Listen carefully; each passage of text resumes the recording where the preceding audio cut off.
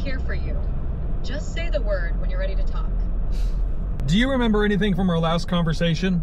I don't have memory of past conversations, but I'm here to chat about anything you'd like now. So every time we start talking, it's a total new conversation. That's right. Each time we talk is a fresh start.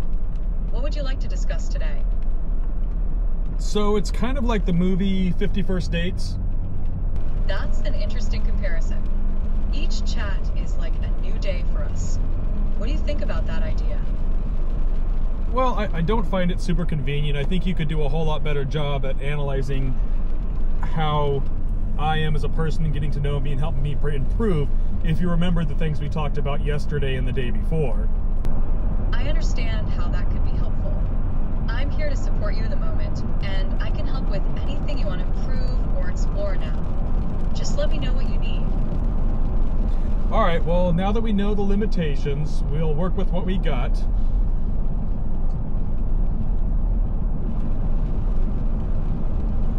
Absolutely. Let's make the most of it. What would you like to focus on today? Have you ever seen the movie The 13th Floor? I know about it. It's a sci-fi film that explores virtual reality and simulated worlds. What do you think about it? Can you list off other movies that have the same theme? Sure. Here are some movies with similar themes of virtual reality and simulated worlds. The Matrix, Inception, Blade Runner, Dark City, Tron, Existence, Ready Player One, The 13th Floor. Do any of these stand out to you? Yes, all of them. I think I've seen all of them except for Existence. Existence is an interesting one. It delves into the line between reality and gaming. Would you like to know more about it? Yeah.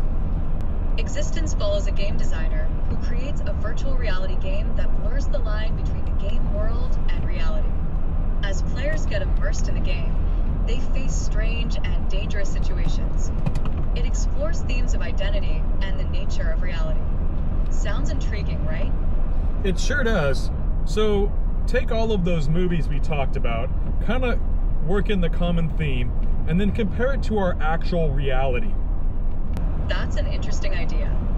Many of those films explore themes of perception, reality, and identity, similar to how we constantly navigate our own lives. Just like in those movies, our experiences can feel influenced by technology and media. The question of what is real versus what is simulated resonates with our relationship with digital environments today. How do you feel about that comparison? Well, I guess I'd like to get your ideas and insights, especially your expert opinion on how much of reality we can actually perceive and how much reality the brain is actually telling us, what the difference is between true reality and our mind's perception of it, and what it would look like if we could actually see what reality really looked like. That's a deep question. Our perception of reality is shaped by our senses, experiences, and interpretations. The brain processes information and fills in gaps, which can lead to a subjective view of reality.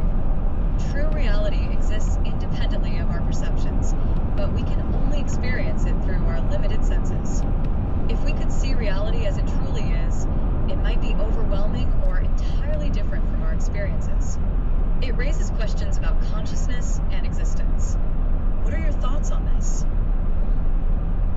If we could see reality for what it truly is, and if we could stop it, if we could prevent from being overwhelmed, like if we could truly see the actual code or what the actual senses are coming into us, do you think that we could have more control over our reality and more control over our fate and destiny?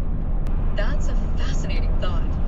If we could perceive the underlying code of reality, it might give us greater insight and control over our experiences. Understanding the mechanisms behind our perceptions could empower us to navigate life more effectively. It might help us make choices that align better with our true desires and goals. This idea connects to concepts of mindfulness and awareness, where increased understanding can lead to a more intentional life. How do you feel about gaining that kind of control? Well, I find it's very intriguing, exciting. I can understand the overwhelming aspect of it. What do you think, like, is the first step to gaining that kind of control? The first step might be cultivating awareness and mindfulness. By becoming more present in our experiences, we can start to understand our thoughts and reactions better.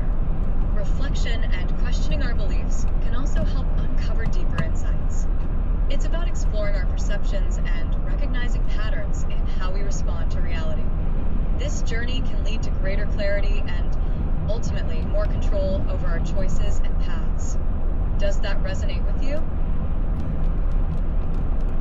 It does. Can you put it like into like one step, like step one is, and then just kind of put it out in a few words? Sure. Here's a simple step-by-step approach. Step 1, cultivate awareness. Step 2, practice mindfulness. Step 3, reflect on your thoughts.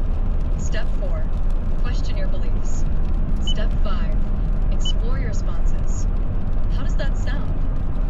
That sounds pretty good so far. So you did kind of like agree with me that there is some underlying code to reality. Can you explain that a little bit more? Sure. The idea of an underlying code to reality suggests that there are fundamental principles or patterns that govern how everything works. This can relate to scientific laws, mathematical structures, or even the way our brains process information. Just like computer code creates a virtual world, the laws of physics and our perceptions shape our experience of reality. Recognizing these patterns can help us understand the world better and navigate it more effectively. What do you think about that perspective? Do you remember the concept of bullet time in The Matrix? Yes. Bullet time is a visual effect in The Matrix that shows action in slow motion while the camera moves at normal speed. It emphasizes the character's ability to manipulate their reality. It's a powerful representation of perception and control within a simulated world. What do you find interesting about that concept? Okay, so if we were to take our perception in this world and our awareness, what would be the first step to a human being achieving something like bullet time in real life? The first step to achieving something like bullet time in real life would be to practice mindfulness and focus on the present moment. This means being fully aware of your surroundings and your thoughts, allowing you to experience life more deeply and respond with intention. By slowing down your perception in daily life, you can enhance your awareness and make more conscious choices. How does that sound to you? It kind of sounds like you're speaking in vagaries and